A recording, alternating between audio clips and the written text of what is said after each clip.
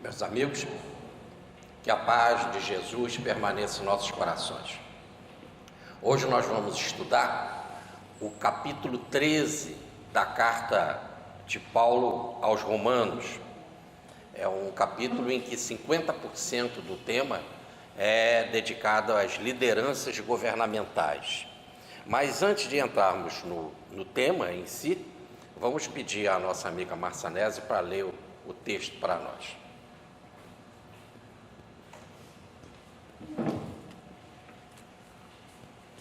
Epístola de Paulo aos Romanos, capítulo 13. Submissão aos poderes civis. Cada um se submeta às autoridades constituídas, pois não há autoridade que não venha de Deus, e as que existem foram estabelecidas por Deus.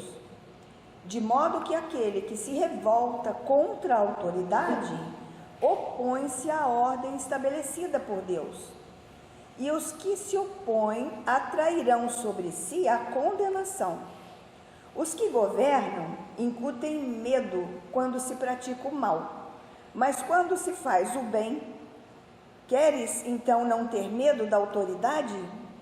Pratica o bem e dela receberás elogios, pois ela é instrumento de Deus para te conduzir ao bem. Se, porém, praticares o mal, teme, porque não é à toa que ela traz a espada. Ela é instrumento de Deus para fazer justiça e punir quem pratica o mal. Por isso é necessário submeter-se não somente por temor do castigo, mas também por dever de consciência. É também por isso que pagais impostos, pois os que governam são servidores de Deus, que se desincumbem com zelo do seu ofício. Dai a cada um o que lhe é devido, o imposto a quem é devido, a taxa a quem é devida, a reverência a quem é devida, a honra a quem é devida. A caridade, resumo da lei. Não devais nada a ninguém, a não ser o amor mútuo, pois quem ama o outro cumpriu a lei. De fato, os preceitos: não cometerás adultério, não matarás, não furtarás, não cobiçarás, e todos os outros se resumem nesta sentença: amarás ao teu próximo como a ti mesmo. A caridade não pratica o mal contra o próximo. Portanto, a caridade é a plenitude da lei. O cristão é filho da luz. Tanto mais que sabeis em que tempo vivemos, já chegou a hora de acordar, pois nossa salvação está mais próxima agora do que quando abraçamos a fé. A noite avançou e o dia se aproxima. Portanto, deixemos as obras das trevas e vistamos a armadura da luz.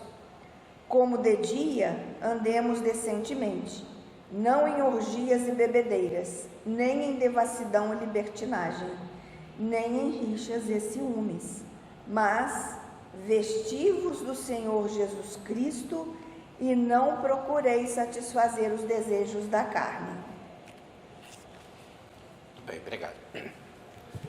Bom, então, como eu falei, a primeira parte desse capítulo, do capítulo 13, é dedicada às lideranças governamentais, e a segunda parte ao dever do amor. Agora, Paulo está contando isso, porque o que nós vimos até agora, ele prepara as bases, baseado nas revelações de Deus, ou nas promessas divinas com relação à salvação dos gentios e dos judeus. Então, se haverá salvação dos gentios e dos judeus, e Paulo diz que nós temos que esperar isso, e a esperança não é o que se tem agora, porque senão não é esperança. Esperança é o que virá. E Paulo então diz que se Deus não falhou em suas promessas, em tantas promessas, também não vai falhar nessa certeza da nossa salvação. Então, se nós ganhamos o presente da salvação através de Jesus Cristo ou em Jesus Cristo, nós temos que andar em Cristo. E ele então começa a nos mostrar nesse capítulo, no capítulo 13, qual deve ser então a nossa postura agora como um caminhante na certeza já da salvação, nessa esperança da salvação e no caminhar em Cristo. Então, se a salvação é uma vivência em Cristo, e se eu já tenho isso estabelecido, qual deve ser então a minha postura aqui no mundo? O que o cristão ou o crente imediatamente deve fazer? E ele então começa assim, no versículo 1: toda alma seja sujeita às autoridades superiores, porque as autoridades superiores vêm de Deus, ou melhor, foram ordenadas por Deus. E aí, no caso, nós teríamos essas autoridades tanto da comunidade religiosa, onde o crente frequenta, como mais especificamente das autoridades terrenas. Então Paulo está dizendo que nós temos que ser sujeitos às autoridades. Ele está falando para o crente, para o cristão, tem que ser sujeito à autoridade, porque ele diz, a autoridade foi ordenada por Deus. Então nós vemos que Paulo está tentando dizer aqui que o governo divino é um governo total. Ele não cuida só da salvação do crente, ele cuida de tudo, e inclusive ele cuida do governo. E o governo só está lá, seja qual for, porque recebeu a autorização, ou pela autorização ou ordenação divina. Segundo Paulo, então, Deus é Senhor da história. O que ele está dizendo aí? Que Deus é o Senhor da história.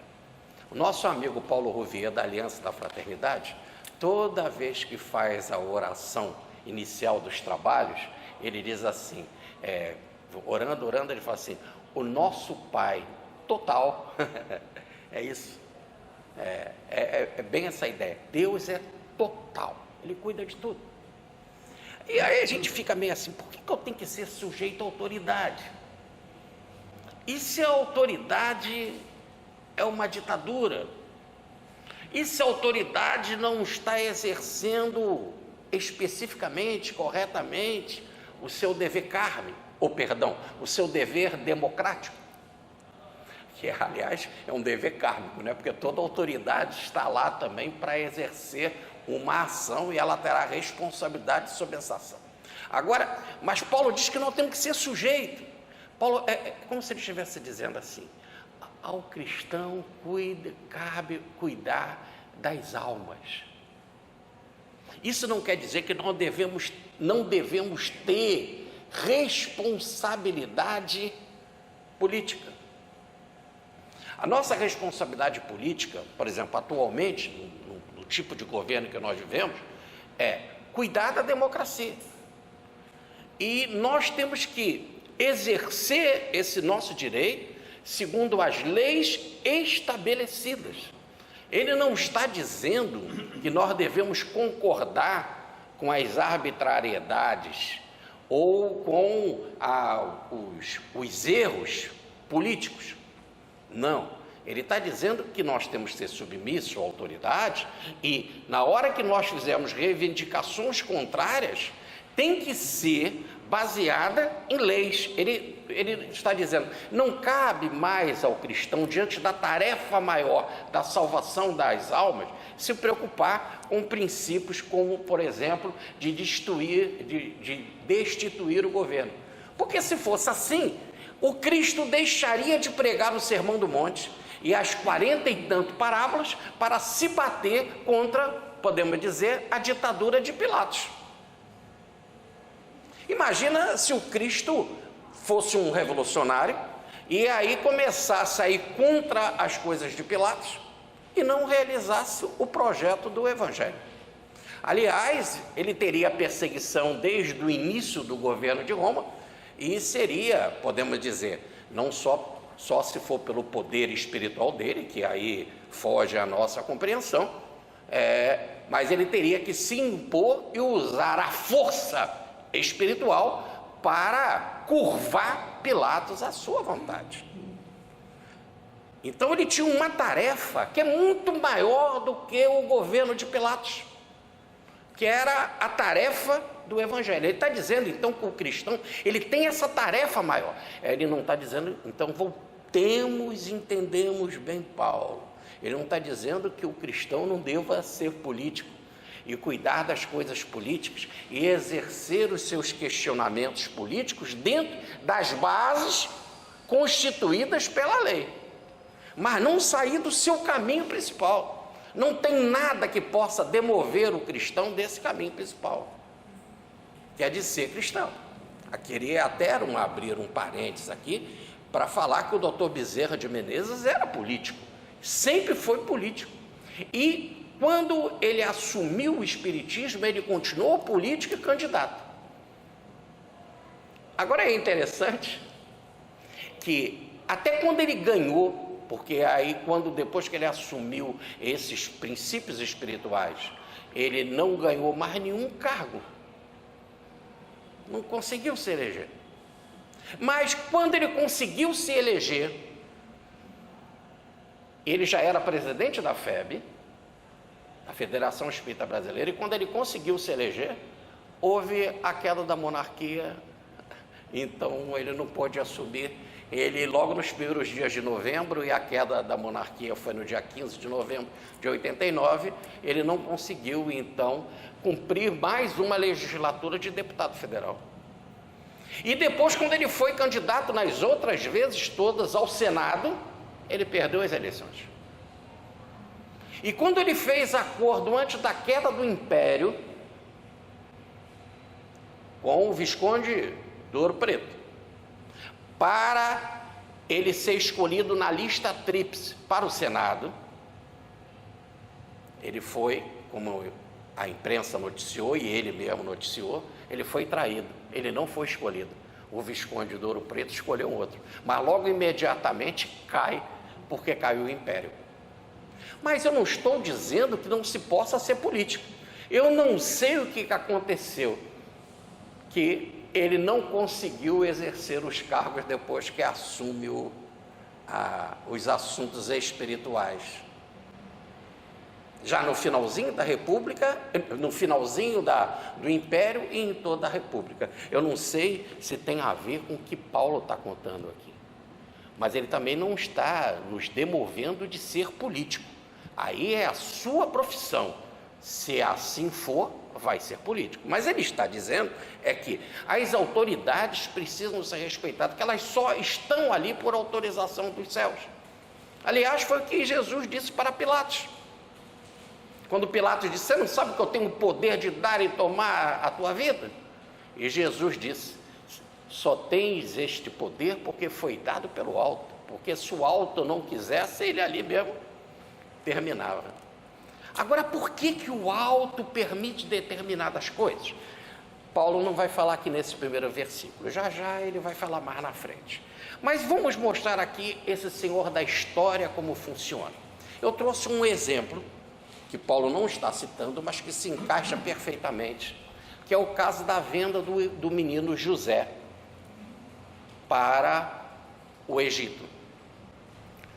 O José é um dos filhos de Jacó. Jacó tinha lá os 12 filhos, né? E encabeçados pelo mais velho, Rubens, e o mais novo, até aquele momento, a figura de José. José gerava ciúme nos seus irmãos, porque ele era o mais novo, era o queridinho, etc.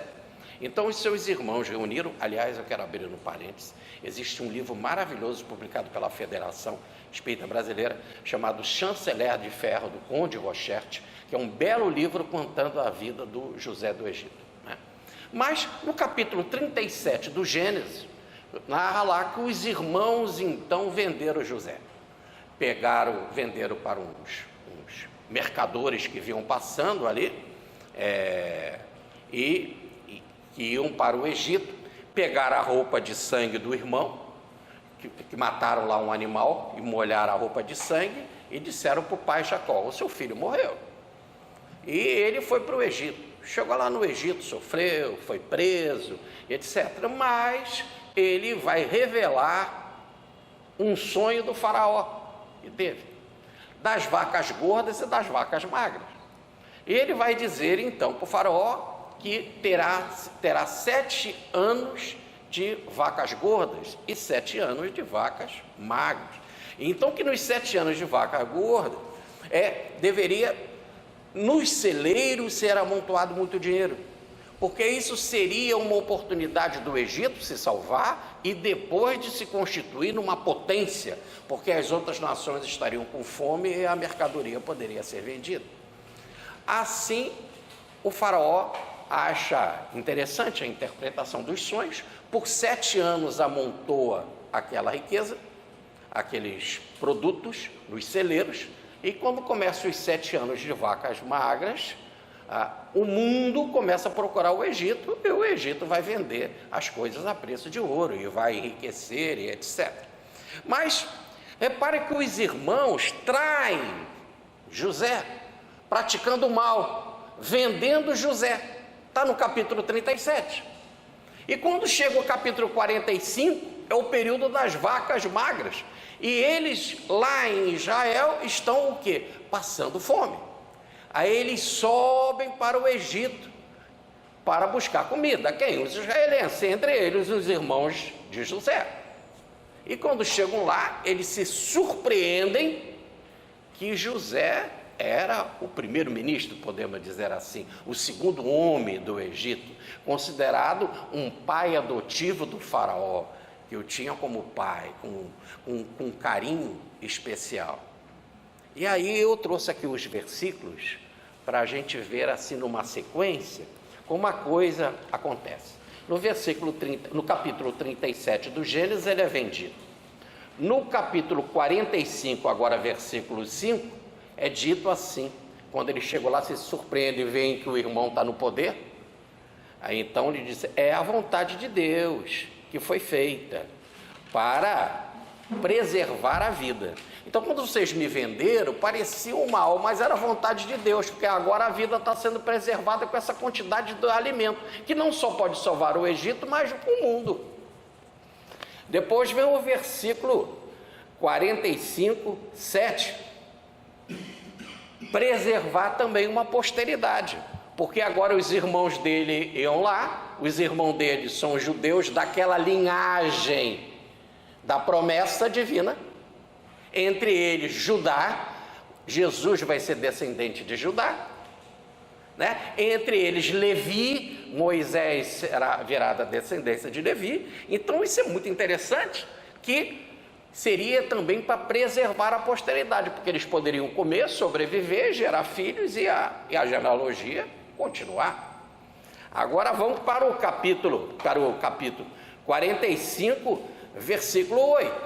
Para isso, José foi feito pai, entre aspas, do faraó, ou melhor, gozou de grande simpatia do faraó. E gozando de grande simpatia do faraó, e o faraó deixando ele à vontade para exercer a sua administração, a administração dos celeiros, a obra divina foi realizada. De qual? De preservar vidas através do alimento e de preservar a posteridade da promessa, da aliança. Continua agora no capítulo 45, versículo 9. José passa a ser senhor do Egito. Se ele é senhor do Egito, ele administra todo aquele patrimônio. Então, de vendido como escravo, agora ele é senhor do Egito. E, por fim, agora pulando para o capítulo 50, versículo 20, e agora os irmãos já alimentados, e com a presença ali de Jacó, o pai de José, que se surpreendeu com a atitude dos filhos que venderam o seu menino, E Jacó fica extremamente feliz em ver ali o seu José. Diz então o capítulo 50, versículo 20: os irmãos intentaram o mal, porém Deus o tornou bem, diz José, como vedes, que se conserva muita vida. Em outras palavras, eles intentaram o mal, mas Deus transformou o mal em bem e deu tudo certo. Interessante. Quem é o governo da história? Você pensa que está construindo a história. Você pensa que a história é vender José. E a venda de José vai redundar da salvação dos próprios vendedores de José, através do alimento, da posteridade deles e, mais do que tudo, da promessa divina que foi feita uma aliança para os descendentes de Jacó. Então, o Senhor da história, repare, ele envolve o faraó, ele institui ministro, ele diz até que Pilatos está ali por vontade divina. Temos que aprender, é isso que ele está dizendo, não é aquecer aos tipos governamentais, mas compreender e entender como Deus está conduzindo a história e pensar em qual o objetivo daquele fato e qual deve ser o meu papel como cristão diante de situações governamentais. Por exemplo, poderá um governo instituir alguma coisa que seja contra a lei divina e eu ter que obedecer esse governo? Porque diz Paulo, a autoridade vem de Deus, foi ordenada por Deus, então a gente tem que ter sujeito a isso. Ora, mas quando o governo de Roma solicita que Paulo renuncie ao cristianismo, ele não renuncia ao cristianismo e é degolado. E Pedro também. E Cristo não diz o que é a verdade para Pilatos, que ele também não compreenderia, e vai para a cruz. Então, é como se estivesse falando de forma geral. Paulo está falando de forma geral. Se o seu papel não é com o governo, se o seu papel é na construção do cristianismo, né, na construção do reino de Deus, faça isso, porque fazendo da melhor forma, você está colaborando. Agora, não é aquecer diante de erros governamentais. Por exemplo, se há uma determinação para suicídio, se há uma determinação, perdão, eu falei suicídio, é para aborto, você não precisa abortar. Mas se tem uma lei que te obriga a isso, veja um médico.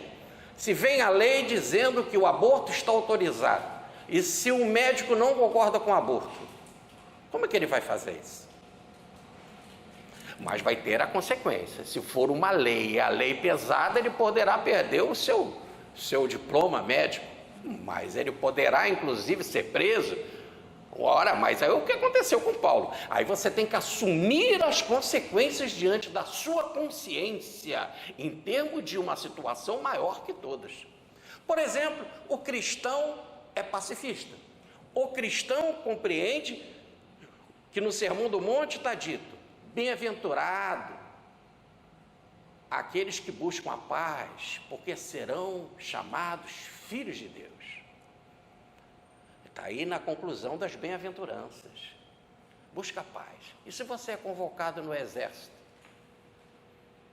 E você pode muito bem ser convocado no exército e fazer um trabalho humanitário de ajudar doentes, como o professor Pietro Baldi, que dirigia caminhões, quando ele foi em época de guerra. E aí você pode ser chamado para ajudar na selva, ajudar na distribuição de remédios, seja lá como for. Essa parte social das Forças Armadas, isso é muito interessante. Mas se botar na linha de frente para matar, aí é a tua consciência que tem que dizer. Cristão pode matar outro. E como fica o mandamento de Deus, não matarás? Mas quantos, e principalmente nos Estados Unidos, negaram e para a guerra foram presos? Como um exemplo, Muhammad Ali, que foi preso porque não aceitou como muçulmano, se dizendo muçulmano, acreditando e venerando Alá, e se começa a surata muçulmana, em nome de Deus, clemente e misericordioso, louvado seja Deus, clemente e misericordioso, só a Ti adoramos, só a Ti prestamos culto, conduza-nos pelo caminho correto, não pelas veredas erradas. Ele então cumpriu o papel como muçulmano e não aceitou. Então tudo isso vai para o altar da nossa consciência. Quando Paulo diz, sejamos sujeitos à autoridade, é para a nossa vida ficar mais leve e tranquila para exercermos a nossa função cristã. Ele está pedindo para que a gente seja inteligente para cumprir o nosso papel cristão diante de algo que foi instituído e que tem um motivo. Nós nunca entenderíamos o caso José, e que já estava na história divina, todo um planejamento de salvar a vida, a posteridade e a promessa dele. O que está por trás da história? Mas o que é mais importante do que um momento da história, do que a eternidade do cristão? O cristão luta por um momento ou pela eternidade? A sua vida está alicerçada em plataformas físicas ou em atitudes espirituais? Essa é a alerta que ele nos faz. Vamos para o versículo 2. No versículo 2, e vamos fazer um resumo agora do versículo 2, 3 e 4, Paulo diz assim: não resistir à autoridade, porque quem resiste à autoridade resiste a Deus. Essa palavra resistir no original está se opor. Não devemos nos opor à autoridade. Então ele está pedindo para a gente não fazer uma revolução, sermos opositores de forma clara e de postura, podemos dizer assim, de levantar a bandeira contra as autoridades, porque elas foram colocadas ali por Deus. Porque se fizer isso, você vai receber a condenação divina.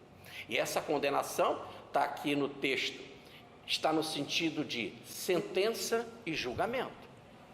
Você vai ser preso e julgado pela autoridade. E se você vai ser preso e julgado pela autoridade, fica a pergunta no ar: e a sua missão como cristão? O que foi feito? Eu me bati contra a lei tal do governo. Me bati e fui preso, fui condenado. E aí o meu papel na divulgação cristã, o que é mais importante? Então você tem que botar na balança qual a sua missão, qual o seu papel. Aí, porque muita gente poderia dizer assim, mas será que Paulo está indo contra as revoluções e a vida sempre se processou através das revoluções? E quantas revoluções caminharam para o bem, trazendo respostas positivas em termos de evolução da história? Mas preste atenção, você individualmente tem que colocar na balança qual a minha missão. E eu como cristão, qual o meu papel? E qual o tamanho daquilo que eu tenho para empreender? Na balança, o que é maior? Se o meu exercício como cristão é maior, eu não me bato com coisas menores.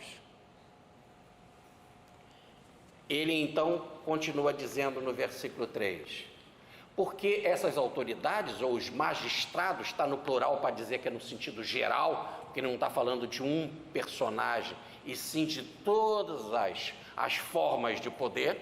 E aí nós temos nas várias instâncias, poderes descendo do nível 1, do nível 2, 3, 4, assim passando para vários setores até o subchefe seu. Então, no sentido geral, diz ele, não devemos ser motivo de temor a essas autoridades. Por que não deve ser motivo de temor à autoridade? Só deve ser motivo de temor se a gente faz o mal. Se a gente pratica o bem, diz ele aqui, será um motivo de louvor, não de temor. Então você não precisa temer a autoridade. Pratica o bem, a autoridade vai te deixar em paz. Se você praticar o bem, ela vai te deixar em paz. Ah, aí se ela te proibir de praticar o bem, aí você continua praticando o bem, mas você vai ser mártir. Chegou a sua hora kármica. Entendeu? Bom, mas então pratica o bem que ela vai te deixar em paz. Agora, se você praticar o mal, então saiba, né, que você, o mal, quer dizer, se bater contra a autoridade, será motivo de temor. Porque faça o bem, diz Paulo. Fazendo o bem, a autoridade vai te louvar. Aquele cara não incomoda, ele pratica o bem. Repare que Jesus por 3 anos pregou e Pilatos não fez nada. Por 3 anos pregou e nada, porque ele não incomodava Pilatos. E Pilatos depois percebe, na hora do julgamento, aquele negócio dos tributos, que ele não queria que pagasse tributo a César, e que ele queria se fazer rei, tudo isso era tudo armação. Não vejo erro nesse homem, ele falou por 3 vezes, eis o homem. No final ele só cumpriu aquilo que era da vontade divina. Ora, repare, então continua aqui a passagem agora de Paulo num exemplo interessante. Está na primeira carta ao Timóteo, no capítulo 2, versículo de 1 a 2. Orai então pelos reis e as autoridades. Orai. Será que podíamos estender isso para Jesus orando por Pilatos? Né? Mas se Paulo mostrou aqui que Cristo e Deus, inclusive, oram por nós porque nós não sabemos pedir o que convém. Eu tenho uma palestra que está aí na internet sobre a era Vargas e as mensagens de Chico Xavier neste momento. Várias vezes o Nélio Lúcio, o espírito Nélio Lúcio, dizendo através de Chico Xavier para orar pelo governo de Getúlio Vargas, inclusive mostrando as falhas, as dificuldades, e num momento interno, ali para um grupo interno, no culto do lar, sobre as dificuldades do governo, mas orar por eles. Ora, e por que orar pelos reis e as autoridades? Diz Paulo, para você ter uma vida tranquila e mansa. E ter vida tranquila e mansa, como está nessa carta, primeira carta ao Timóteo, é para, resumindo as 2 palavras, para você levar uma vida sossegada. O cristão, ele já tem tanta dificuldade, ele já é tão perseguido porque ele segue uma autoridade muito maior que é o Cristo, e bem-aventurados são aqueles que são perseguidos por causa do meu nome. É a conclusão do sermão das bem-aventuranças. Então veja, se o resultado de quem segue as bem-aventuranças é já ser perseguido, só seguir o nome de Jesus da perseguição, você ainda vai arrumar mais problema perseguindo o governo. Então, para você levar uma vida mais tranquila, mais sossegada e realizar a sua tarefa, siga o seu caminho. Por exemplo, se nós fizéssemos aqui no Regeneração um grande levante contra o governo atual, por exemplo, né? Talvez nós teríamos dificuldade para acolher as pessoas e, mais do que isso, fazer essas palestras de Paulo.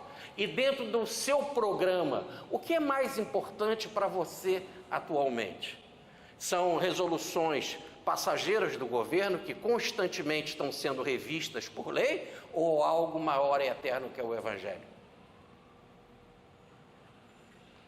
Dentro dessa ideia de que Jesus ou Deus é o Senhor da história, fiquemos com Jesus e com o Evangelho, é o que lembra Paulo. Então, diz ele, por que eu tenho que seguir as autoridades? Não resistir às autoridades, não se opor aos magistrados de forma geral, em todos os níveis, porque eles são ministros de Deus. E diz Paulo, para o teu bem. São ministros de Deus, para o teu bem. Vamos parar aqui por enquanto nesse teu bem e vamos dizer assim, se não tivesse o governo, e nós tivéssemos de assumir o governo agora aqui do planeta, né, então nós teríamos que arrumar tanta coisa em termos de hospital, de escola, de segurança pública, não é isso? De higiene, de saneamento básico e de tantas outras coisas que nós teríamos que fazer, será que nós teremos tempo para fazer um estudo amplo do Evangelho?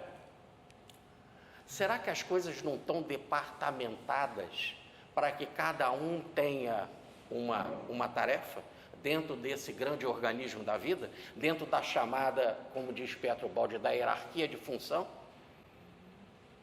Atualmente é tua função? Mais uma vez abrimos parênteses, não é para ser apolítico, nem ser alienado, mas é entender bem como as coisas funcionam e pontuar, e saber bem que é algo maior, e se aquilo for contra a tua natureza, você ainda vai ter que ir para o martírio. Aí continua Paulo, e por que para o teu bem? Porque ele é um servidor público. E um servidor, ele é um trabalhador, e se ele é um trabalhador, ele é digno do salário dele. E não é fácil administrar uma cidade, não é fácil administrar um estado, não é fácil administrar um país, não é fácil de jeito nenhum, é muito complexo. E aí você fala assim, mas ele está usando muito para o interesse dele. E se eu botasse você lá, seus princípios evangélicos? Ou será que você é suficientemente forte com seus princípios evangélicos para não cuidar dos seus interesses? E ele está num serviço público. Se é um serviço público, ele merece pagamento, merece viver dentro do conforto, da dignidade do seu cargo.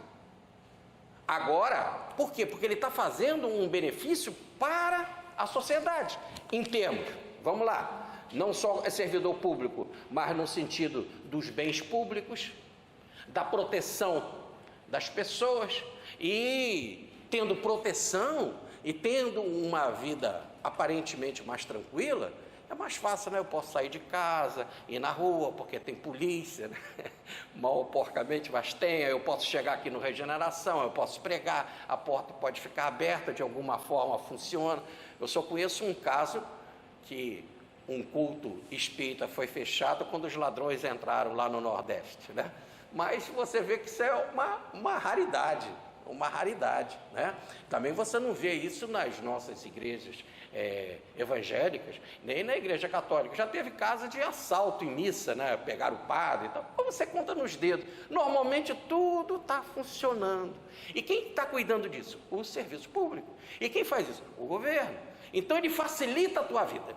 Quando ele facilita a tua vida, não quer dizer que não tem problemas os governos da agora e de todos os tempos, inclusive da época de Paulo. Pilatos também tinha problema, mas a sua função é maior. Você fica mais livre não tendo isso para fazer o que é mais importante, a divulgação do Evangelho.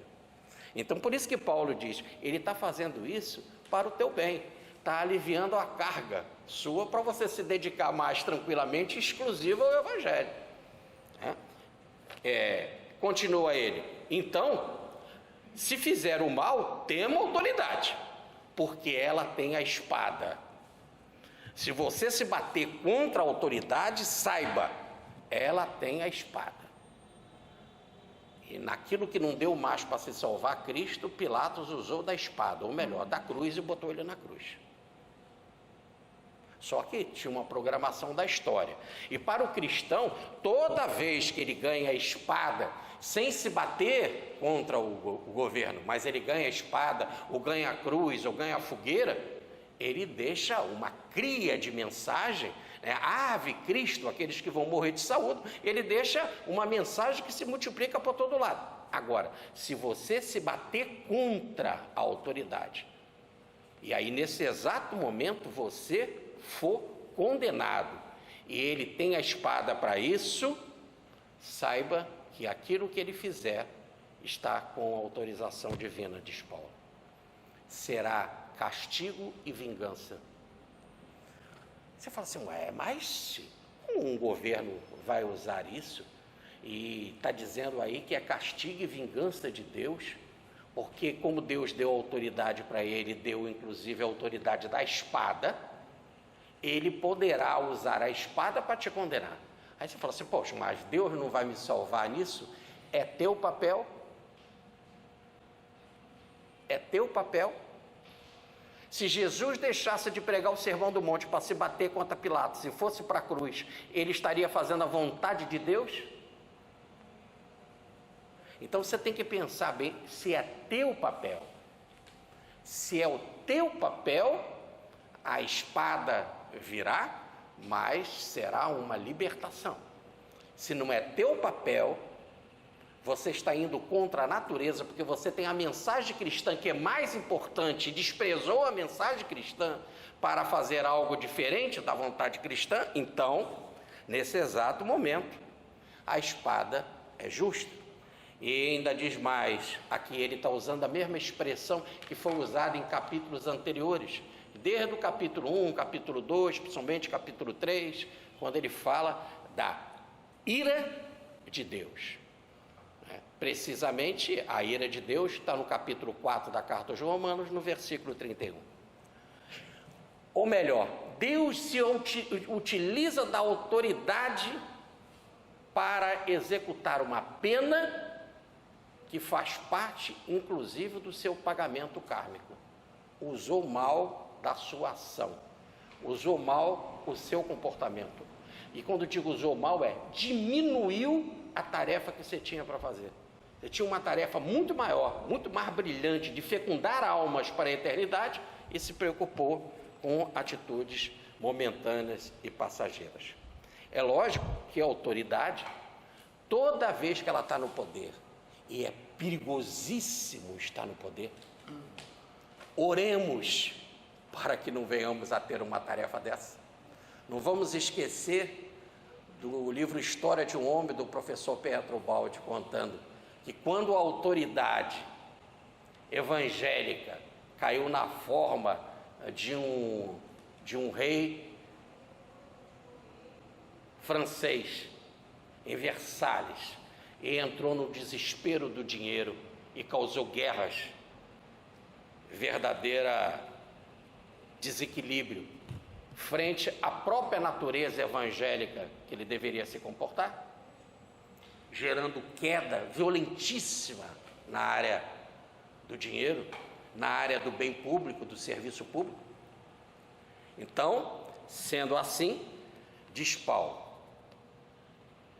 nesse exato momento, saiba que a autoridade, se ela não cumpre o seu papel, o peso da lei em cima dela será imenso. E ele faz sempre assim com essas autoridades. Ela está lá no poder, ela não cumpre o seu papel e cumpre só o que é da vontade da história, e ela exacerba, vai além em desequilíbrios, aí depois é exilada como um trapo.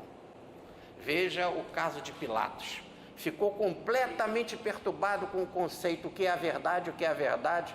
Ele foi expulso pelo governo romano da governança da Galiléia, vai para as Galhas, e lá nas Galhas só fica vibratoriamente num monodeísmo, numa única ideia, vibrando assim: o que é a verdade, o que é a verdade. Ficou tão desesperado com isso que se matou.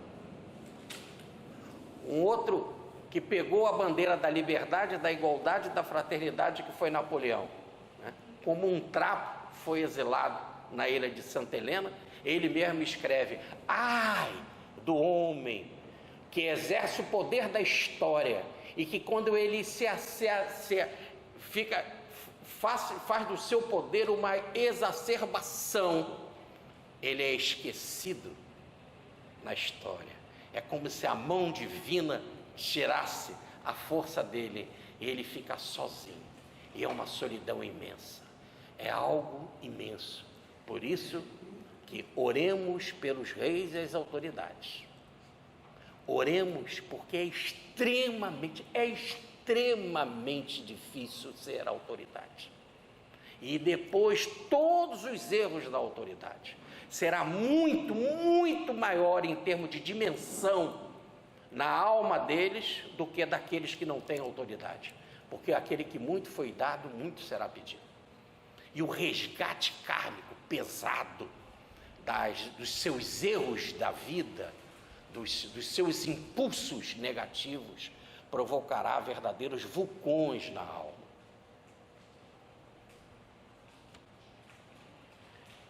E aí Trajano, o imperador Trajano, dá um exemplo maravilhoso, né? Chegou ali um governo de uma província do grande Império Romano, e depois que ele foi instituído no cargo, chegou não, né? Ele foi instituído no cargo para dirigir uma província. Quando ele estava indo para a província, Trajano deu para ele um presente. Toma aqui esse presente. Era uma adaga, uma espada pequenininha, para ele levar com ele sempre no seu cinto. E na espada estava escrito assim, para o governo provincial. Na adaga estava escrito: para mim, se não merecê-la em mim.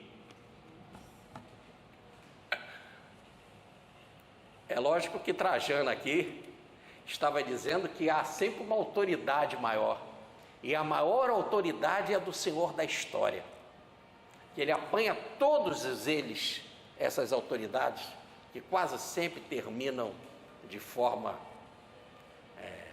completamente ao contrário daquele exagero que cometeram no poder, né? Tem um filme aí que vale a pena ver, A Vida de Alexandre, né? Alexander, está no Netflix agora. Não deixe de ver, já é um filme antigo, já tem uns 5 anos ou mais esse filme, mas é bom rever e vocês vão ver o que era a vontade divina. O que o autor da Vida de Alexandre coloca como vontade divina e o que foi exacerbado e que gerou tanta dor e problema na vida dele. Não percam, revejam. Mas continua Paulo agora, vamos resumir os versículos 5, 6 e 7. É necessário, então, a sujeição à autoridade, por 2 motivos, diz Paulo. Por que é necessário? Olha a expressão que ele está usando. É necessário. Ele está falando para o cristão, ele não está falando para qualquer outro. Porque o não cristão vai estar lá fazendo o papel dele, dos revolucionários que existem constantemente aí na história da vida, né? E a vida se faz assim, nesses embates. Mas para o cristão, por que é necessário? Por 2 motivos. Primeiro, por causa da ira. A palavra ira aí está no sentido teológico, da ira divina. E a autoridade, ela tem a autorização de ser uma cumpridora da ira divina. Quando a pessoa que está sendo condenada pela autoridade, essa condenação já está valendo para o plano espiritual, para a sua reforma e depois ela, quando voltar, numa nova oportunidade. Mas a autoridade está exercendo a expressão de Paulo, a ira, ou melhor, o julgamento divino. Segundo, por que é necessário ser submisso à autoridade? Por causa da nossa consciência. Aí Paulo vai apelar para a coisa mais bonita que o cristão tem, que é a sua consciência. Aí bota na sua consciência. É importantíssimo o papel político, é tão importante que a gente está dizendo que foi instituído por Deus. Como que uma coisa instituída por Deus não é importante? É muito importante. Agora pensa na sua consciência. O que é mais importante? Você se envolver com esses temas, que já veio para o teu bem para resolver essas coisas, e cuidar do bem público, e da segurança pública, etc, etc, e você cuidar das coisas do Evangelho. Bota na tua consciência. Paulo diz então para você refletir de 2 formas. Primeiro, se não se comportar se batendo contra a autoridade, vai passar pelo julgamento. E saiba, não é só da autoridade, é um julgamento inclusive divino. Segundo, pensa, olha como é melhor, pensa na sua consciência, o que tem mais valor? Não seria melhor você praticar o bem e cuidar da implantação de um tesouro muito maior? Que o tesouro do Ministério da Fazenda ou do Banco Central de governo nenhum tem, que é o tesouro do Evangelho? Aquilo que o Pietro Baldi chama o Banco de Deus, com recursos inimagináveis.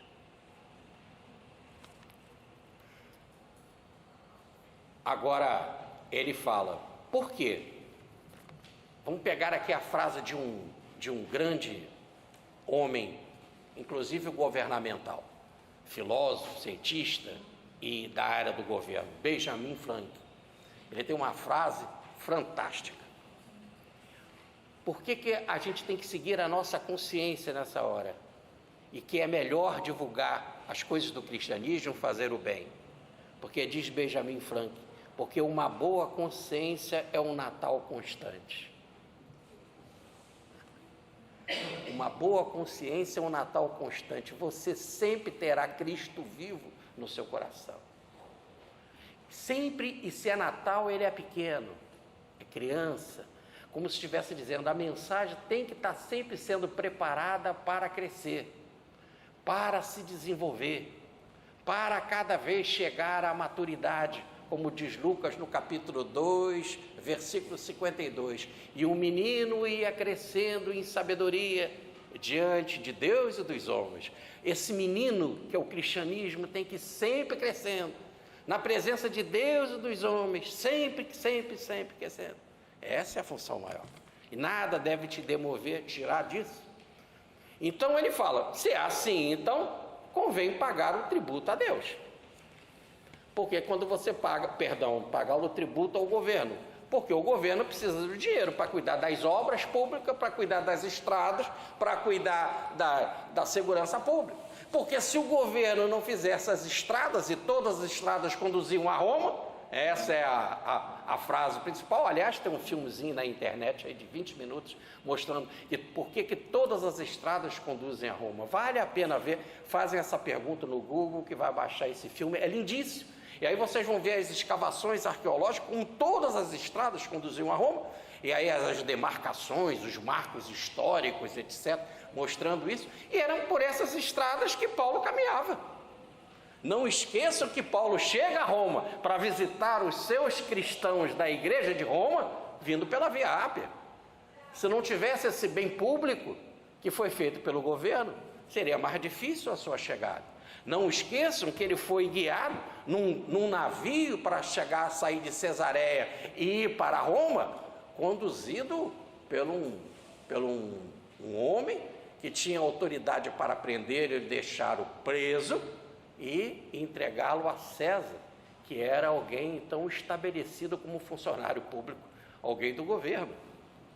E tudo fazia com que ele chegasse para algo maior, que era o cristianismo. Então, se é assim, por que se deve pagar os tributos? Porque o administrador precisa de dinheiro. Como aqui o Regeneração precisa de dinheiro para a luz, como precisamos de dinheiro para chegar aqui, para a passagem, como precisamos de pagar funcionários, como precisamos manter a segurança da casa, e assim, imagina do governo em sentido maior. E por isso que pagar os impostos. Aliás, é Jesus que fala e manda pagar os impostos. Dá a César o que é de César, a Deus o que é de Deus, e em todas as outras passagens que ele fala dos impostos. Eu trouxe aqui os versículos. Mateus capítulo 21, versículo 21, capítulo 17, versículos de 25 a 27, e Lucas capítulo 20, versículo de 20 a 25.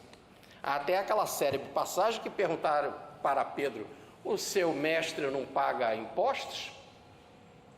E Pedro veio falar com Jesus, e Jesus disse assim, os filhos do reino pagam impostos? Como se estivesse dizendo assim, o filho do imperador paga imposto?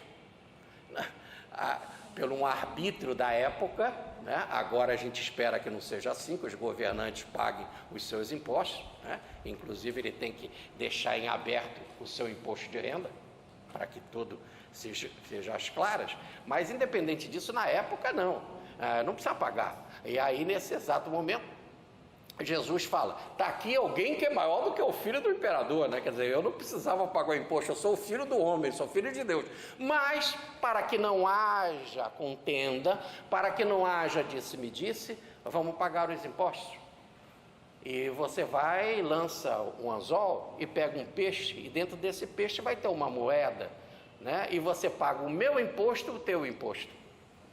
É interessante que ele não pegou uma moeda e fez a moeda aparecer para pagar o imposto dele e de Pedro.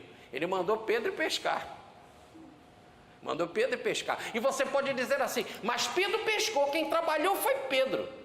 Bom, mas quem botou a moeda na boca do peixe, ou melhor, o valor do peixe também para ser vendido, que pode ser o valor da moeda, foi o Senhor. Mas independente disso, pode um outro pagar o imposto do outro? Pode. A hora que vocês quiserem pagar meu condomínio, eu quero agradecer. Se vocês já estão pensando nisso, agradecer. Por que não? Pagar minha conta da luz? Qualquer um pode pagar um imposto do outro, tá certo? E aí, no caso, Pedro pagou de Jesus, mas se nós levarmos em consideração o que Jesus deu para Pedro, quem é o devedor na história? Para onde nós vamos, Senhor? Disse Pedro, se tu tens a palavra de vida. Para onde? Então, quem é devedor de quem? Então, quando ele diz que Pedro pagou os impostos, ele apenas cumpriu a dívida normal, natural, tá certo? Muito bem. Aí, continua Paulo dizendo sobre esses tributos. Tributos devidos, todo tributo é um tributo devido. Aqui está havendo uma exacerbação, esses impostos estão altos demais. É verdade. Cumpre, através das eleições, dos direitos normais da lei, você reivindicar impostos menores. Tudo bem? Mas dentro das coisas da lei. Agora, se é devido, foi devido porque houve um decreto. Houve uma instituição daquele direito. Mas houve uma exacerbação. Cumpre o cristianismo. Alguém vai se bater contra isso. E quando bater, bate pesado. E ai da autoridade que colocar um peso pesado além das forças de ninguém, porque já lembrou João Batista para os publicanos que são cobradores de impostos, que eles não deveriam cobrar além do justo, ou melhor, do devido. Então Paulo não está falando aqui de imposto corrupto, mas também imposto corrupto, coloca na balança, na tua consciência, o que você deve se bater. Se é para a mensagem cristã ou isso. Mas saiba que quando Jesus entrou na casa do arquimilionário, publicano, Zaqueu, chefe dos publicanos, como está em Lucas no capítulo 19, e Zaqueu disse para ele, Senhor, eu dou metade do que tenho aos pobres, e aquele que eu defraudei eu dou 5 vezes mais. O Senhor disse, bem-aventurado és tu, Zaqueu, porque a lei mandava ele dar 10% dízimo, ele dava metade, e aquele que defraudou, ou melhor, que você cometeu um erro no cálculo lá, era pagar 4 vezes mais, ele dava 5 vezes mais. Bem-aventurado és tu, Zaqueu. E quando Zaqueu diz, eu dou, está no presente do indicativo da ideia de continuidade. Então não é porque Jesus estava ali, é essa a minha atitude. Eu fazia, faço e continuarei. Por isso é um bem-aventurado. Não é só por causa daquele momento, da visita crística. Aí Jesus disse, bem-aventurado porque a salvação entrou na tua casa. Não que Zaqueu fosse um salvo, mas a presença do Senhor e o próprio nome de Jesus quer dizer salvação, como o anjo fala para José, e então a própria salvação, que é ele mesmo, estava ali, na presença da casa de Zaqueu, dizendo para Zaqueu que ele estava fazendo muito bem, inclusive cobrando impostos. Então os impostos devidos, e ele explica. E o que é devido em termos de imposto? Tributo para quem exige tributo. Imposto para quem exige imposto. Temor para quem exige temor. E honra para aquele que exige honra. Aí, tributo é aquele imposto geral, você tem que pagar. O imposto é aquele particular, é o específico de alguma coisa. Por exemplo, um imposto alfandegário que às vezes eu não vou pagar porque eu não estou ali, ou um imposto de usar uma estrada tal e eu não vou passar por essa estrada, eu não pago. Então, o tributo é o geral e o imposto é o específico, na linguagem de Paulo. O temor é no sentido de respeito. O original, aqui a tradução bota um temor, porque normalmente a gente aprendeu a temer as autoridades, mas como Paulo diz que aquele que faz bem não precisa temer a autoridade, por isso que a palavra fica melhor traduzida por respeito. Respeitar a autoridade. Aí é respeitar de todas as formas. Você é contra aquele governo, você é contra aquela linha política, é um direito seu. Mas todo homem merece respeito. Aliás, por que usar palavras chulas, palavras agressivas, não deixar o outro falar? E quase sempre nesses debates vence aquele que fala mais alto, aquele que grita, aquele que usa mais o desespero na comunicação. Então Paulo diz, não, que não deve ser assim, respeito. Daí Jesus, o respeito para com a autoridade de Pilatos, o respeito de Paulo diante das várias autoridades que prendeu ele, não é isso? E a honra, que é a reverência, àqueles que exigem reverência, principalmente aquele que é um estadista, né? A gente chega diante de determinados homens da história, verdadeiros estadistas, que dá a ideia de reverência, né? A gente sente no olhar, no magnetismo dele, a sua importância, a sua luta, o seu sofrimento para implantar uma determinada coisa. Independente dos erros, porque todos os governos, porque todos os seres humanos cometem erro, da liderança getulista, né? Um bem que até hoje nós falamos, né? Que é o bem do olhar para o trabalhador. Então ali, quando ele fez as leis trabalhistas acopladas para uma determinada época, vocês podem imaginar a aura, a vibração naquele momento. É lógico que se poderia dizer, mas houve toda uma luta também popular e mortes e tal, mas ali foi o epicentro que gerou aquilo, que concluiu aquilo. Como também na Lei Áurea, havia todo um debate, todo um movimento e toda uma movimentação para a libertação dos escravos, mas o epicentro que assinou, que instituiu de vez, foi a princesa Isabel, e ali ela recebe numa carta o elogio da sociedade como a redentora, pelo peso daquele momento, do significado daquele momento, sem desvalorizar todos os outros, em todas as instâncias, principalmente os anônimos, que lutam por qualquer causa. Então, porque são devidos, porque você precisa pagar tributos, impostos, temer e honrar aqueles que merecem e que tem que fazer. Mas Paulo diz assim, agora vamos resumir os versículos 8 e 9. Mas não devemos dever coisa alguma a alguém, não devemos temer coisa alguma a alguém, não devemos dever. O que é isso? Paulo também, né, é contra crediário ou pedir dinheiro emprestado. O cristão tem tanta coisa para se preocupar do que ficar preocupado com dívida. E se você deve, tem que pagar. Paulo também não está passando a carga, porque você é cristão, pode dever e deixa para lá, porque agora você é de Jesus. Não. Ele só diz para não cometer isso, para você ficar com a mente mais livre, à vontade. Imagina um cristão está pregando, ali você está preso, está devendo aqui no cartão de crédito. Quando acabar a sua pregação, o senhor vai ser preso, ou a sua casa vai ser tomada, ou uma instituição aqui vai ser fechada porque não pagou os impostos. Então, não dever, diz Paulo, coisa alguma, porque qualquer coisa física é finita, e Paulo diz que a gente não deve dever nada de finito para ninguém, que a única coisa que a gente deve dever a alguém é alguma coisa do infinito, que se chama só, a única coisa só que é uma dívida nossa é o amor recíproco. O amor recíproco, esse, ele diz assim, esse amor é uma dívida permissível, é a única permissível. Mais ainda, né? Ele é, por quê? Porque ele cumpre a lei de Deus.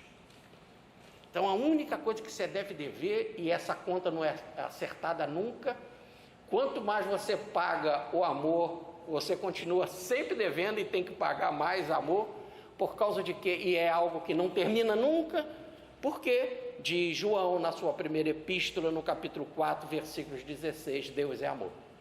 E o cristão tem que agir como Deus. E se Deus é amor, ele pode doar amor e doar sempre, dever sempre amor, porque ele tem que viver segundo Deus. O que Paulo está tentando dizer aí? Olha, o cristão não pode ficar carregando coisas que deixam ele às vezes tão estressado, tão nervoso, tão preso às coisas do mundo, que ele não fica livre para agir nas coisas espirituais.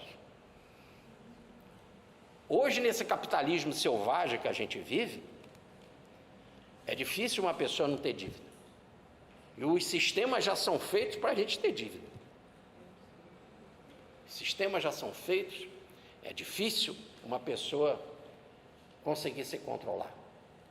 Evidentemente que Paulo teria de agir com esse novo cenário, mas o que ele está deixando aqui claro é: para que fazer coisa além da conta? Será que não dá de jeito nenhum para você segurar, para você se controlar, ou dever, na medida do possível, o menos possível? E ele faz isso não que não respeite a dívida de um trabalhador, de um homem que precisa manter ele e manter a sua família, mas é no sentido de ficar mais livre. Será que a gente não pode viver com menos? Será que a gente tem que seguir tanto aquilo que ele falou no capítulo passado, do tal do modismo? A moda, a época, que é tão pesada e exige coisas de nós, tão grandes, que a gente fica sufocado. Por que você não segue Jesus? Eu estou sufocado em dívida. Então é uma reflexão. E qual é o resumo disso tudo, né? É que, tá lá, se essa lei resume a lei recíproca do amor, resume a própria lei de Deus, é o que está em Mateus, no capítulo 22, versículo 37, capítulo 25, versículo 35, porque o amor resume tudo. E aí Paulo explica: então, sendo assim, a única dívida infinita que nós temos que ter é do amor. Qual o efeito disso? O efeito é que não adulterarás, não matarás, não furtarás e não cobiçarás. Isso diz a lei. Vamos botar do não adulterarás. Está em Êxodo capítulo 20, versículo 14, Deuteronômio capítulo 5, versículo 18. Não matarás. Está em Êxodo capítulo 20, versículo 13, Deuteronômio capítulo 5, versículo 17. Não furtarás. Êxodo capítulo 20, versículo 15 e Deuteronômio capítulo 5, versículo 19. E não cobiçarás, que é um mandamento que ocorre dentro da alma, invisível. Está em Êxodo capítulo 20, versículo 17 e Deuteronômio capítulo 5, versículo 21. Aí diz Paulo, a lei diz isso, mas o que resume tudo isso, o não furtar, o não matar, o não adulterará, o não cobiçarás, há algo muito maior, que o resumo diz Paulo, que é tão grande, que compreende a lei toda, que ama o próximo como a si mesmo. Aí é Levítico capítulo 19, versículo 18. E a tradição judaica dizia que haviam as duas tábuas da lei, porque as tábuas da lei estão no plural. Então a tradição judaica diz que numa tábua da lei vinha amar a Deus sobre todas as coisas, e na outra tábua amar o próximo. Isso é tradição, isso não é história. Mas é bem interessante, como se estivesse dizendo, a lei toda, nas duas tábuas, se resume no amor. No amor. E ele é tão grande que, acima de tudo, quando você ama o próximo como a si mesmo, você não se preocupa com não adulterarás, não furtarás, não matarás, não cobiçarás, porque o amor é imensamente maior que tudo isso. Agora, vamos para o versículo 10. Ele diz então, porque o amor não faz mal ao próximo. Então o que Paulo está preocupado? É não fazer de forma nenhuma mal a ninguém. Por que o amor não faz mal? Porque ele é o próprio cumprimento da lei, ele fala.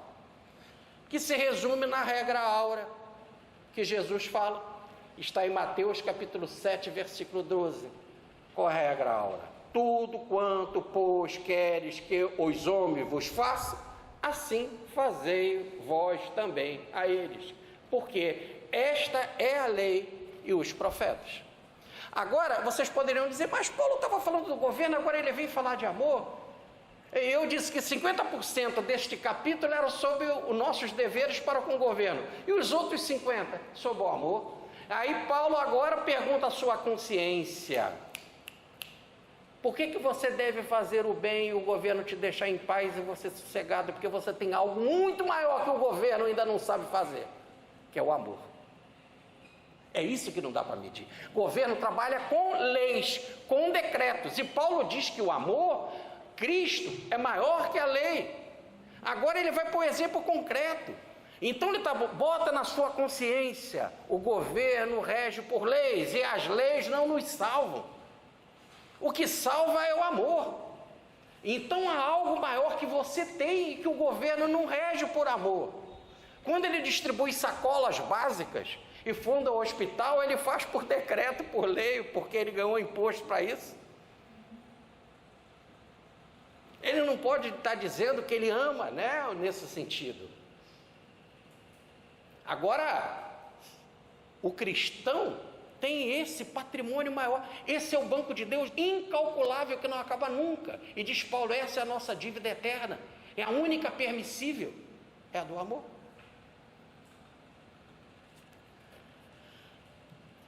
Então ele diz, se é assim, se a lei áurea fala fazer ao homem o que deve se fazer a si mesmo, se o amor não faz mal a ninguém porque o amor cumpre a lei, então diz ele, fazer isso, fazer o amor. Começa o versículo 11, fazer isso, proceder assim, vivei no amor e para o amor.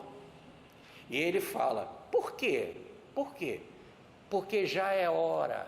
Então ele está falando especificamente para o cristão que se converteu. Já é hora, preste atenção, olha o momento da história, já é hora de despertar do sono, porque a nossa salvação agora está mais perto do que quando a gente se converteu. Toda vez que você entra para o cristianismo, cada dia é um dia para uma maior glória na sua vida, porque você vai de esperança em esperança, de fé em fé, como falou Paulo. Então é necessário que hoje você esteja melhor que ontem, e amanhã melhor que hoje. Então Paulo está dizendo que agora nós estamos melhores do que quando a gente conheceu Jesus. E se não estamos, é porque não somos de Jesus. Por isso que diz Benjamin Franklin, a consciência boa é um Natal todo dia. Esse cristianismo tem que crescer, essa criança. E ele crescia diante de Deus e dos homens, Lucas capítulo 2, versículo 52. O cristianismo tem que crescer, e tem que crescer antes de tudo, pelo meu exemplo dentro de mim. E se é assim, então, agora eu tenho que estar melhor do que antes. Ora, por que eu vou retroceder? É isso que ele está falando. Por que eu vou retroceder, me desconverter, para voltar para lidar com coisas menores? É isso que ele está falando.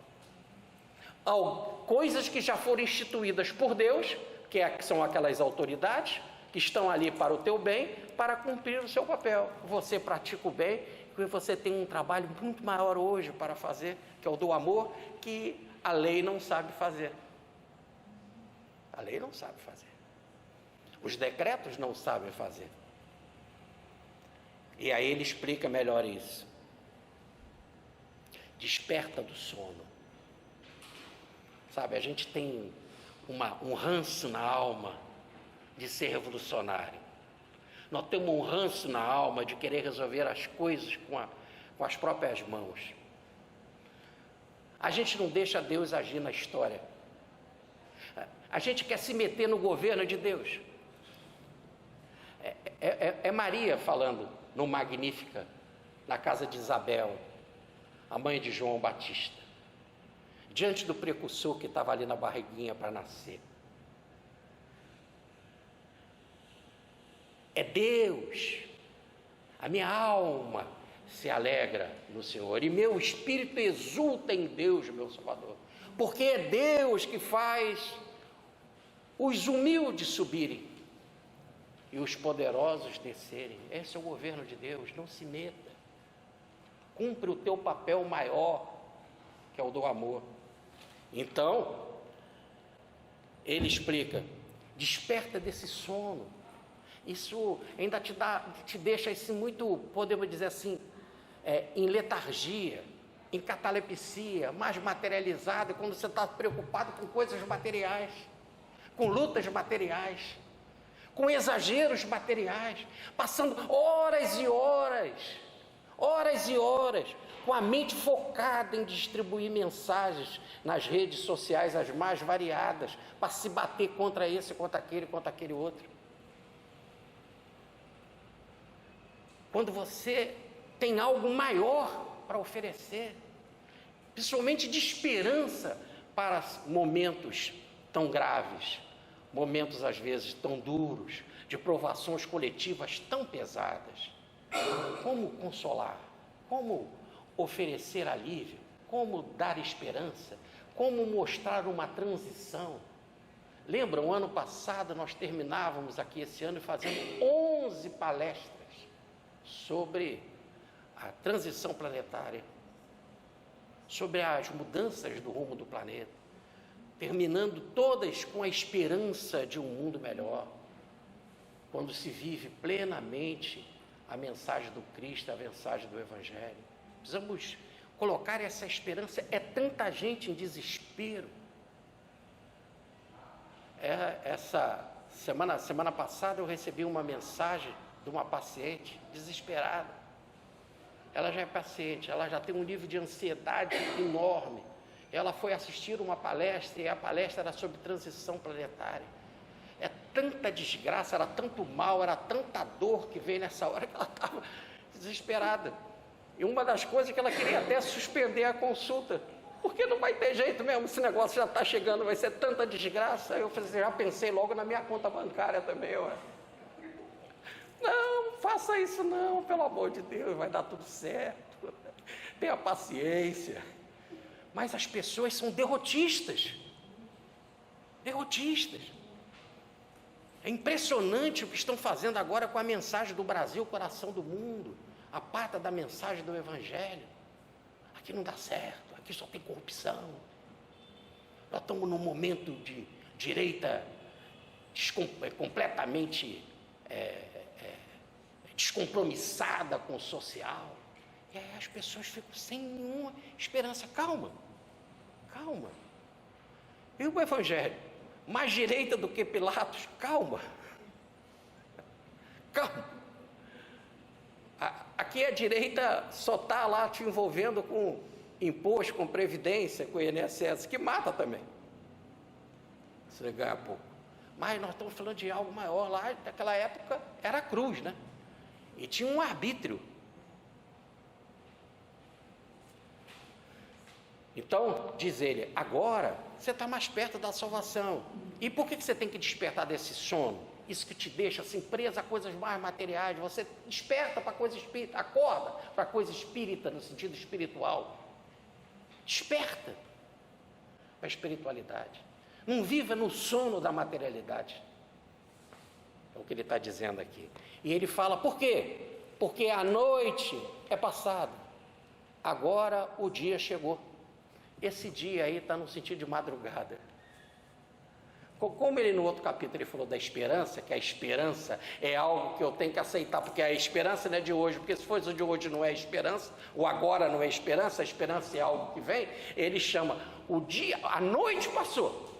A noite da tua vida, de trevas, de falta de confiança, de preocupação com a materialidade, agora, mesmo se há situação em que você não tem como viver materialmente, você sabe que tem a sofrência da alma, você sabe que a vida continua, e que você tem que se preocupar com aqueles que querem matar a alma, não aqueles que poderão matar o corpo. E saiba que mesmo em caso de comida, de alimento e essas coisas, o Senhor interferiu na história. Veja o caso de José, revertendo o mal em bem. Então saiba, preste atenção, o dia está chegando, a madrugada já vem alta.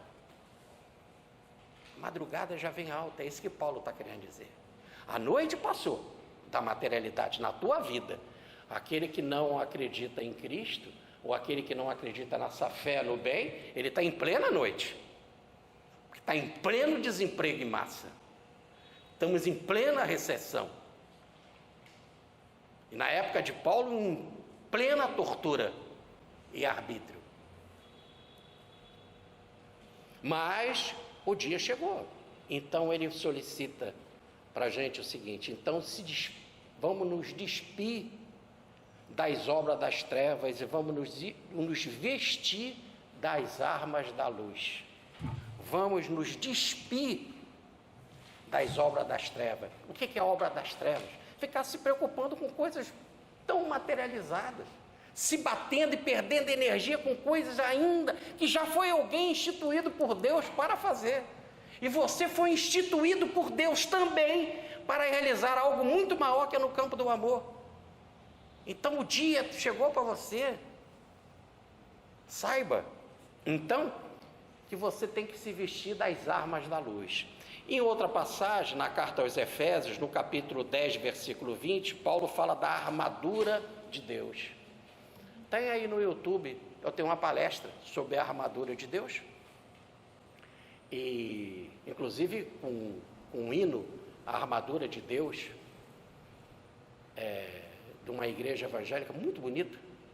E está aí no YouTube. Eu queria convidar, vocês botam Jorge Damas, a armadura de Deus, e não que eu seja a armadura de Deus, presta atenção. Olha a regra no YouTube vocês vão escrever Jorge Damas, pode botar até hífen, a armadura de Deus, tá? Ora, mas apesar da gente tem que se vestir dela. Então quando Paulo fala dessa arma, e aliás vale a pena vocês verem essa palestra, não só pelo conteúdo de Paulo que está ali, mas pelas pinturas do Rogério, né?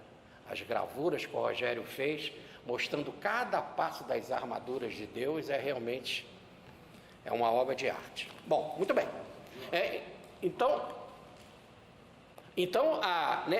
Essa noite já vem, e eu devo me vestir, me despir das obras das trevas, que são essas coisas de revolução, de greve, ficar me batendo com coisas materiais, me vestir das armas da luz, que é a do amor, como Paulo vem dizendo aqui, que é a armadura de Deus. E aí, resumindo os versículos 13 e 14, ele diz assim: então andai como de dia. Aqui Paulo está fazendo uma jogada com palavras, uma brincadeira, uma ironia muito interessante. Andai então de que forma? Como se fosse de dia. Porque aquele que anda como se fosse de noite, nas noites as pessoas costumam fazer as coisas erradas, né? Os planos, a vida de desequilíbrio, a vida de loucuras, né? A vida do submundo quase sempre é à noite. Então Paulo fala assim: então andai como se fosse de dia. Quer dizer, no fundo o cristão pode fazer isso tanto de noite como de tarde, como de dia, mas sempre andar assim, como se fosse de dias. Ele está dizendo abertamente, sem querer esconder nada. Porque na noite vocês têm os esconderijos, né? Honestamente, dignamente. Esse andar é a nossa ação, é o nosso propósito, é o nosso destino. E aí ele diz, o que é então que nós devemos fazer? Que um cristão tem que dar exemplo. Primeiro, não andar em glutonarias e bebedeiras. Aqui são duas atitudes que Paulo está dizendo externa, ele está dizendo publicamente, também não está dizendo que também no interior você deva fazer escondido, mas é que ele está falando publicamente, andar em glutonarias e bebedeiras. Por quê? Porque você tem que dar exemplo. Agora vamos falar o que é essa glutonaria, essa comilança. No original está comos, não confundir com cosmos. Comos quer dizer um cortejo festivo em honra a Dionísio. Dionísio era o deus do vinho. Então ele está dizendo que essa comilança era uma comilança que se fazia em festividades ao deus Dionísio. Então era uma procissão pública em que as pessoas publicamente ficavam envolvidas com comida até não acabar mais. Então Paulo está dizendo, isso aí é um mau exemplo, né? Isso não é uma atitude digna de um cristão. E realmente também essas bebedeiras que aconteciam nessas festas, nessas procissões, são bebedeiras sem nenhum controle, em que a pessoa se intoxica e acaba com toda a sua consciência. Então ele fala, como um cristão vai dar um exemplo fazendo uma atitude dessa? Então ele está falando nessas festas públicas, aqui nós poderíamos imaginar, no carnaval nem tem essas comilanças, mas tem a bebedeira, né? Mas também no carnaval tem coisa boa, mas também tem coisa que é ruim. A gente tem que ver a nossa consciência. Paulo está dizendo assim, o que não se pode é publicamente dar um mau exemplo de comilança e bebedeira. Segundo, e nessas mesmas festas andar em impundícias e em dissoluções. Aqui a palavra lá no original é para impundicícias, está no sentido de coito. Então nessas mesmas festas, agora se espera que em sentido privado, mas ali como um prolongamento dessas comilanças e dessas bebedeiras, as pessoas iam para o coito. O coito aí é o relacionamento sexual. E não está falando especificamente no interprete de homossexualidade. Não, é num desequilíbrio total, porque não há sentimento, não é um relacionamento sexual com sentimento, com licença, com generosidade, com carinho, para engrandecimento, como união de almas, e sim por desequilíbrio de comilança e bebedeira. E que gera as dissoluções aí são os desejos indecentes, porque além disso, aí a vibração cai demais, porque tem muito palavrão, muita baixaria, muitas atitudes que é mais do que o sexo, e que baixa a vibração, caindo, podemos dizer, a psicosfera num ambiente extremamente desequilibrado. Por fim, ele recomenda, nada de contendas, dessas brigas, são tantas brigas, cristão não deve viver em briga, em inimizade, em contenda, em briga com ninguém. Segundo, nada de invejas ou ciúmes, né? Porque o outro tem uma casa melhor, porque o outro come uma coisa melhor, porque aquela família daquele cristão foi perseguida, daquele outro não foi perseguido. Esquece, cada um recebe aquilo que recebe, e inveja é fruto de queda espiritual. E aí então o que você tem que fazer? O que é se vestir com as armas da luz? Ele aqui explica melhor, se vestir de Jesus Cristo. Então você quer saber o que Paulo espera do cristão? Se vestir de Jesus. Você imagina que você está no grande teatro da vida, e Paulo usa essa expressão, da gente estar no teatro representando perante Deus, perante os homens e perante os anjos, não é isso? Então nesse grande teatro da vida você está representando Jesus. Então só faça na sua vida o que Jesus faria, se Jesus estivesse no meu lugar. Então como deve ser o meu comportamento diante dos políticos, diante das dívidas, dos problemas materiais, diante da minha postura, diante de comidas, bebidas, relacionamentos pessoais e tal? Como Jesus faria? Jesus comeu? Comeu. Bebeu? Bebeu. Multiplicou até vinho. Como Jesus agiu diante dos políticos, né? Como é que ele fez diante da população? Qual foi a sua atitude? O que ele mais fazia era pregar o reino de Deus, e mandou que todos soubessem que o reino de Deus estava próximo. Os tempos são chegados, assim ele anuncia no seu discurso na sinagoga de Nazaré. Os tempos são chegados, o reino de Deus chegou. Então se revestir de Jesus Cristo. E o que é isso? Não cuidando, sem ter o cuidado com a carne. Sem ter o cuidado com a carne é com a carnalidade. Ter as paixões da carne, que são essas daí, a glutonaria, as bebedeiras, as impudicícias, dissoluções, contendas, invejas. São as paixões, são os desejos, as preocupações, ou as provisões da carne.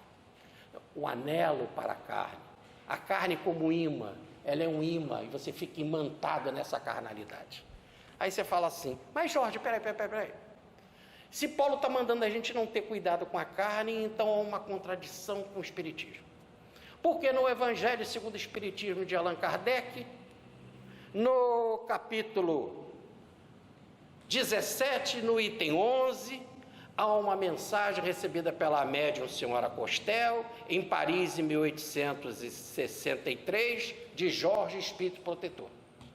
E lá, o próprio título da mensagem é que o espírita, ou que o cristão, ele tem que cuidar do corpo e do espírito.